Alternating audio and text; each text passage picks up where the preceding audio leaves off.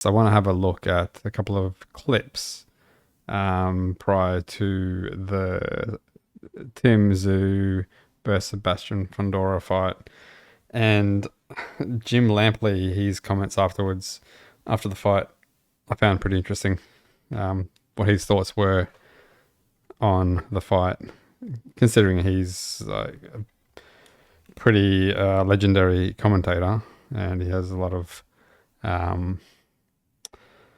good insight into boxing. So let's listen. Blow by blow guy there is, my man Jim Lampley. Jim got treated to another good fight. How the fight seemed to change on that cut. How much do you gauge that really changed the tempo of the fight and what was changed everything? Yeah. I mean, the whole event, the whole evening with regard to those two fighters is about the cut. Yeah, and that cut completely changed the fight. Like the difference to how Tim Tszyu was fighting compared to when he didn't have the cut, compared to when he did have the cut, there was just two different fighters. And I think there was a moment that he had to adjust to having that cut and having the blood pouring down his face and the vision blurred, which it took him a while, but I think he kind of adapted to it and started coming on stronger towards the back end of the fight.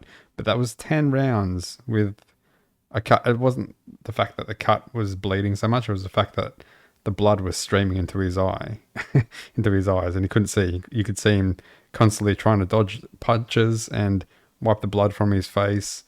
You can't fight like that. That's blurred vision. That was advantage Fundora with all the blood that was streaming into Tim Tszyu's eye.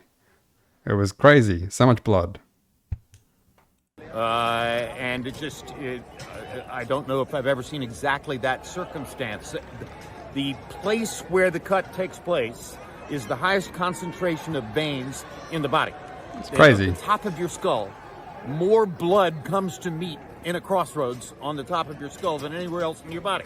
And you've seen it. As soon as he got cut, the footage, as soon as he put his head down, it was like a horror movie. It just splurted out. It was crazy. So much blood, like instantly. So when he happened to cut him there with an elbow butt, he tapped into the central blood flow of Tszyu, and there was no way that blood was ever going to be stopped or even slowed down for a long time. And it's just a highly unusual circumstance. Yeah. Not fair. Life is unfair. That was not Yeah. fair competition. That was unfair competition because one guy fouled the other with an elbow on the top of the head and cut him open in such a way that the blood flow was not going to be stopped. If you had to gauge, Jim, how much of it was Fundora did what he did? He came on. I wouldn't say it was a foul because I don't. Yeah, that's. Yeah, no, I don't think it's a foul because there's no way you can say that was an intentional elbow. Tszyu, unfortunately, leant in with his head right at the end of the round into his elbow. So, I don't know. I wouldn't say it was intentional, but everyone has their opinions. Strong and one, and how much of it was the outcome was altered by the cut? Outcome is altered. If the outcome is not altered by the cut, I don't think Fundora is ever in the position to win those rounds the way he did because Tszyu would have tactical command and mastery. He's a better boxer. And, I'm not going to downgrade Fundora. He did what he had to do under the circumstances. All credit. And I think Fundora did... Yes, that's exactly right. I think Fundora did the right thing under the circumstances. Because I've seen Fundora box before using his reach. And most of the time the time that I did see him actually use his reach and distance and jab, he's reverted back to trying to fight right inside and then start taking blows and then getting dropped. So Tszyu, the first two rounds was on top. He was dominating.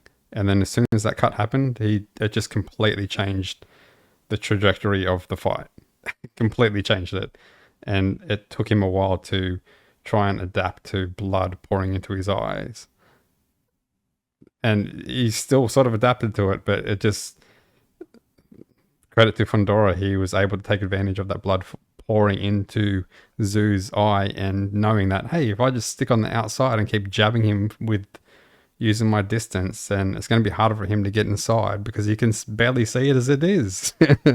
So it was more beneficial for him to actually use his jab and use his length.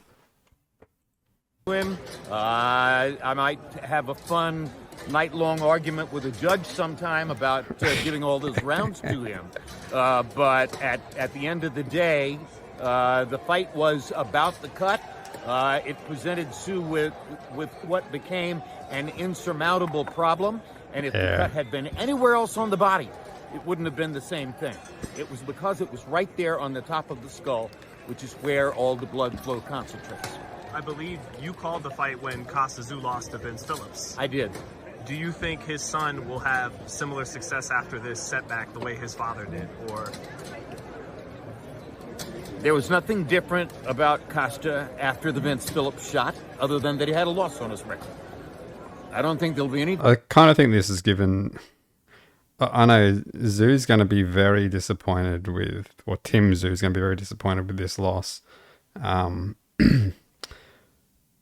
But I think people see him in a different light and see him more as a blood and guts warrior now for getting through that obstacle of not being able to see for 10 rounds.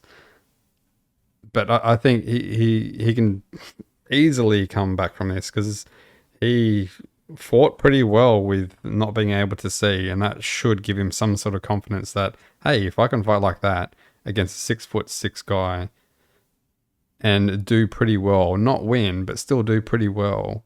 Imagine if I can see. Imagine how far I can go. He was already a good fighter. He was already winning he's already a good fighter. He's already winning 2 rounds. But it was just unfortunate that he got that cut on top of the head and then the blood was streaming into his eyes and then he couldn't see. And then, yeah, obviously Fundora took advantage of that, as you do. And then that's it. He won it. So, yeah, it was very unfortunate. But I think Tszyu would definitely come back from this. Nothing different about Tim Tszyu as the result of tonight, other than that he has a loss on his record. Exactly. So tonight he's just like his dad, except that his dad got hit with a clean, perfect, legitimate right-hand shot.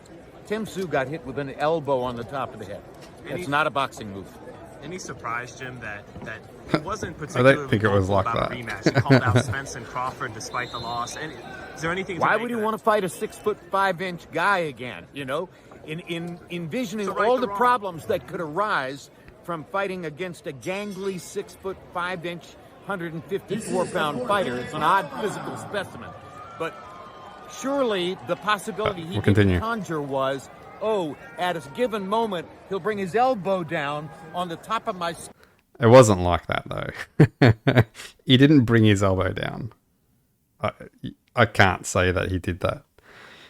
He definitely led his head into... Tszyu led his head into his elbow. It was an accident.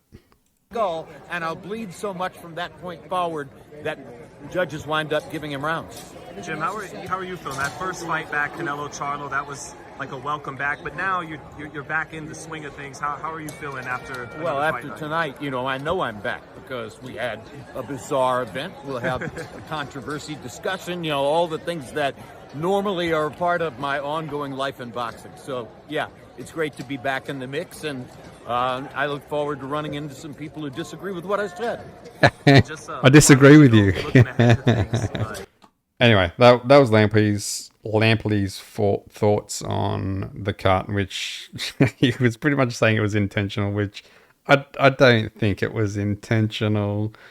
If you've seen where his elbow was when it actually hit the head of Tszyu, he didn't bring it down, even like he was displaying, like he brought it down. He didn't. His elbow was just there beside him, and he ran into it. He ducked his head into it. So